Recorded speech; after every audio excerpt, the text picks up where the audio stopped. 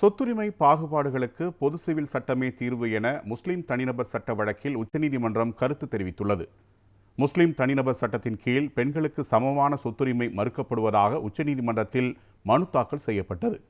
விசாரணையின் போது தற்போதைய சட்டத்தை நீதிமன்றம் ரத்து செய்தால் வாரிசுரிமை விவகாரங்களில் ஒரு சட்ட வெற்றிடம் உருவாகும், இது பெண்களுக்கு தற்போது கிடைத்து வரும் குறைந்தபட்ச உரிமைகளையும் பறிக்கக்கூடும் என நீதிபதி கூறினார்.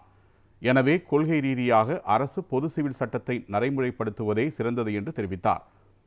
இதையடுத்து மனுதாரர் தரப்பு வழக்கறிஞர் பிரசாந்த் பூஷன், தனிநபர் சட்டங்கள் என்பது மதத்தின் அத்தியாவசிய நடைமுறை அல்ல என்றும் அது சமத்துவம் என்ற உரிமைக்கு உட்பட்டது என்று கூறினார்.